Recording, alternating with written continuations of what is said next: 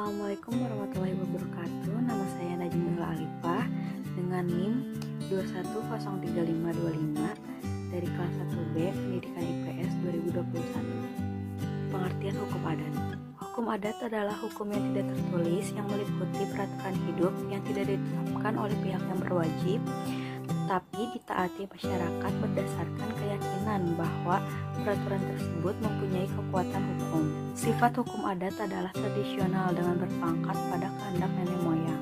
Hukum adat itu berubah-ubah karena pengaruh kejadian dan keadaan sosial yang terjadi.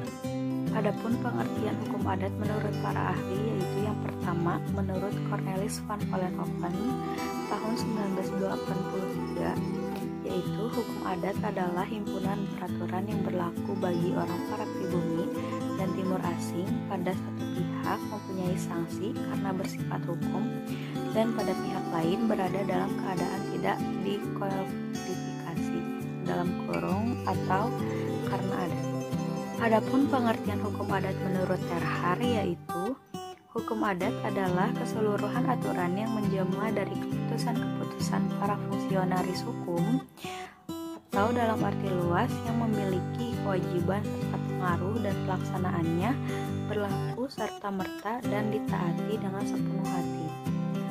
Adapun pengertian menurut Bill Freud yaitu hukum adat adalah peraturan hidup yang meskipun tidak diundangkan oleh penguasa tapi dihormati dan ditaati oleh rakyat dengan keyakinan bahwa peraturan-peraturan tersebut berlaku sebagai hukum. Yang keempat, ada pengertian hukum adat menurut Harjitono Topuro, yaitu hukum adat adalah hukum tak tertulis, hukum kebiasaan dengan ciri khas yang merupakan pedoman kehidupan rakyat dalam menyelenggarakan tata keadilan dan kesejahteraan masyarakat dan bersifat kekeluargaan.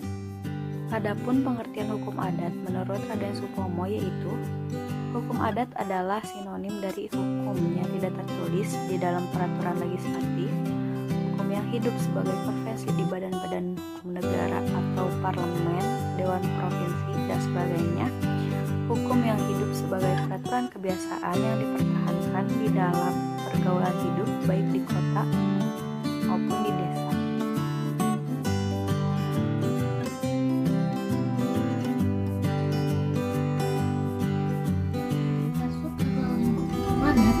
Hukum adat merupakan hukum yang tak tertulis dan dianut oleh masyarakat dalam wilayah tertentu.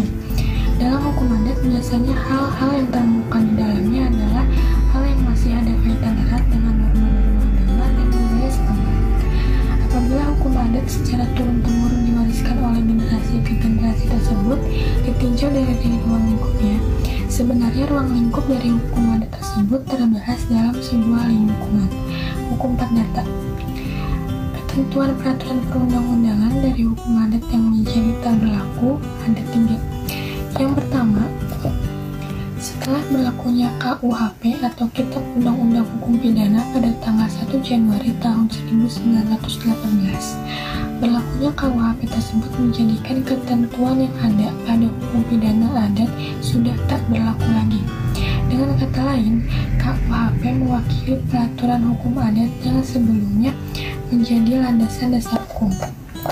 Yang kedua, setelah berlakunya Undang-Undang Nomor 5 pada tahun 1960 mengenai peraturan dasar pokok agraria atau yang lebih dikenal dengan UU-PA atau Undang-Undang Pokok Agraria yang muncul pada tanggal 24 September tahun 1960. Dengan munculnya undang-undang mengenai agraria tersebut, maka segala ketentuan hukum agraria dalam masyarakat adat menjadi tak berlaku lagi. Yang ketiga, adanya Undang-Undang Nomor 1 pada tahun 1974 yang memuat mengenai perkawinan. Undang-undang tersebut dikeluarkan pada tanggal 2 Januari tahun 1974. Dengan adanya undang-undang ini, maka hukum ketentuan adat mengenai perkawinan menjadi tak berlaku lagi. Menurut Profesor Mr. Cornelis van Vollenhoven, membagi Indonesia menjadi 19 lingkungan hukum adat atau disebut Rechtsringen. Lingkungan hukum adat tersebut adalah sebagai berikut: 1. Aceh, 2. Tanah Dayo, 3 daerah Minangkabau, 4 Sumatera Selatan, 5 daerah Melayu, 6 Bangka dan Belitung, 7 Kalimantan, 8 Minahasa, 9 Gorontalo, 10 daerah Toraja, 11 Sulawesi Selatan, 12 Kepulauan Ternate, 13 Maluku dan Ambon, 14 Irian, 15 Kepulauan Timur, 16 Bali dan Lombok, 17 Jawa Tengah, Jawa Timur, serta Madura, ke-18 daerah kerajaan yang terdiri dari Surakarta dan Yogyakarta, dan yang terakhir adalah Jawa Barat. Masyarakat hukum adat dapat dikategorikan atas 3, yaitu yang pertama genealogis, artinya masyarakat hukum adat yang susunannya didasarkan atas asas kedaerahan. Nilai dan asas-asas yang diwariskan oleh para leluhur ini dipandang sebagai sesuatu yang wajib dijalankan dan ditegakkan. Yang kedua, teritorial, yaitu masyarakat hukum adat yang susunannya didasarkan pada pertalian kedaerahan. Dengan demikian, terdapat ikatan emosional yang sangat erat antara manusia sebagai penghuni atau penduduk dengan wilayah atau tanah tempat tinggalnya. Dan yang terakhir, teritorial genealogis, artinya kesatuan masyarakat yang tetap teratur di mana para anggotanya bukan saja terikat pada tempat kediaman, tetapi juga terikat pada hubungan keturunan dalam ikatan pertalian darah.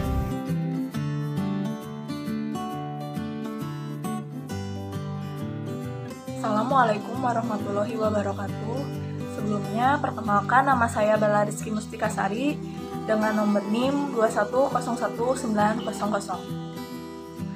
Di sini saya akan menjelaskan mengenai teori-teori hukum adat. Yang pertama, ada teori receptio in complexu. Teori ini dibawakan oleh C.F. Winter dan Solomon Kaiser, menyatakan dasar dari hukum adat adalah ketaatan masyarakat tertentu terhadap hukum agama. Hukum agama sepenuhnya adalah pedoman hidup dan ideologi masyarakat. Yang kedua, ada teori resepti. Teori ini dibawakan oleh Snokhard-Ronje dan Van Vollenhoven, menyatakan dasar hukum adat bukanlah hukum agama. Mereka mengatakan hukum adat berbeda dengan hukum agama, maka tidak bisa menjadi dasar bagi masing-masing hukum. Yang ketiga, ada teori receptio in contrario. Menurut Hazairin, dasar dari hukum adat adalah kepentingan hidup dari suatu kelompok masyarakat itu sendiri, misalnya karena berdasarkan pertalian keluarga atau karena kesamaan kebutuhan perlindungan dari sesuatu. Dalam sistem hukum nasional, yang menjadi dasar dari hukum adat adalah pasal 18B ayat 2 Undang-Undang Dasar 1945 yang menyatakan bahwa negara mengakui dan menghormati kesatuan-kesatuan masyarakat hukum adat beserta hak-hak tradisionalnya sepanjang masih hidup dan sesuai dengan perkembangan masyarakat dan prinsip Negara Kesatuan Republik Indonesia yang diatur dalam undang-undang.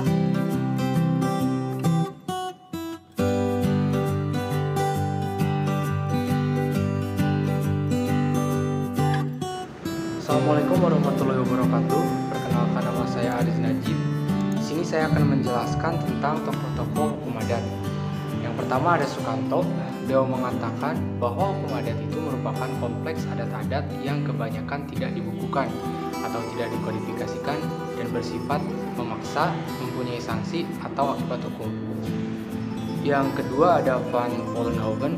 Beliau menyatakan bahwa hukum adat ialah semua hukum asli, yaitu hukum yang tidak bersumber pada peraturan perundangan yang dibuat oleh pemerintahan Hindia Belanda atau alat kekuasaan lainnya yang menjadi sendinya dan yang diadakan sendiri oleh kekuasaan pemerintahan Hindia.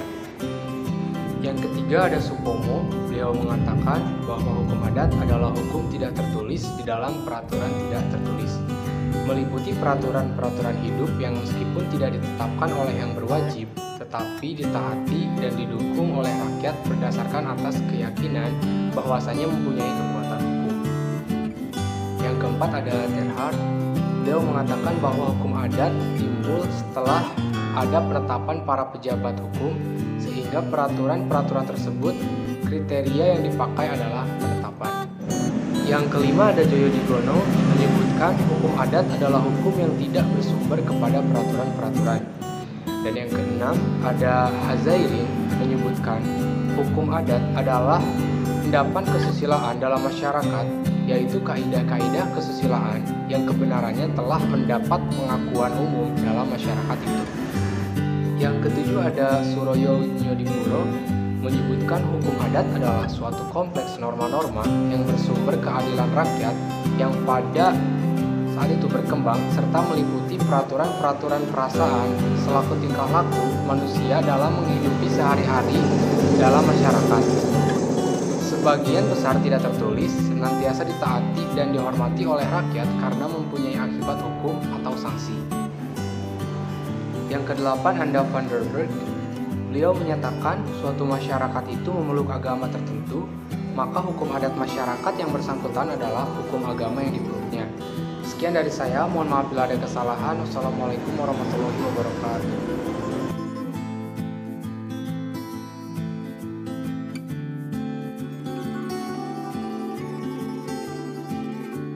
Assalamualaikum warahmatullahi wabarakatuh. Perkenalkan, nama saya Siti Wayuni dengan NIM 2100813.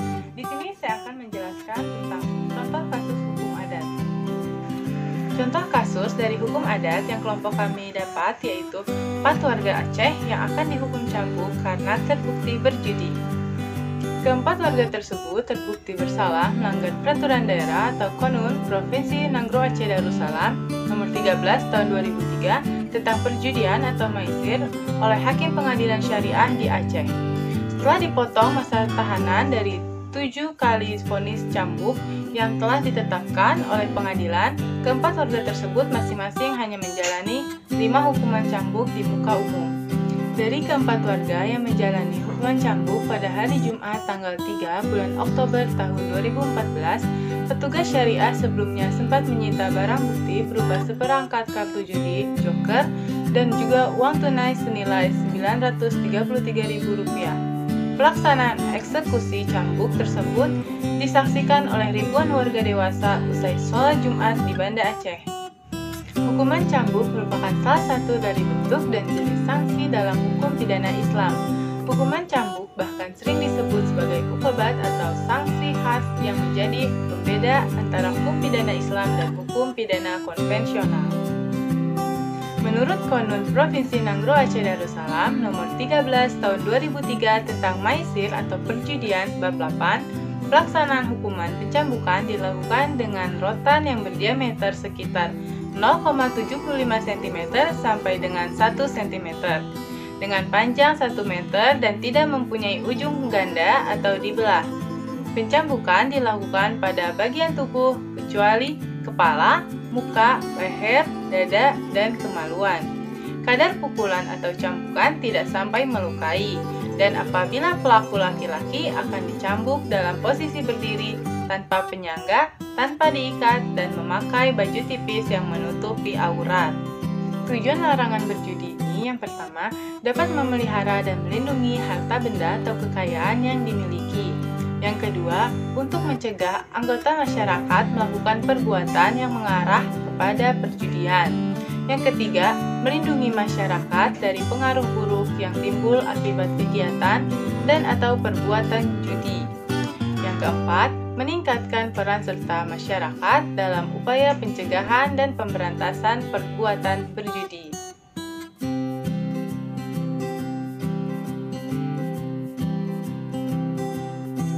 Assalamualaikum warahmatullahi wabarakatuh.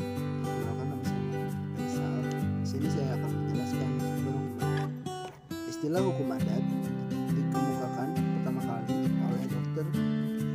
Christian Soutine dalam bukunya yang berjudul The Archers atau Orang-orang Aceh, yang kemudian diikuti oleh Profesor Mr. Cornelis van Vollenhoven dalam bukunya yang berjudul Het Adat Reeds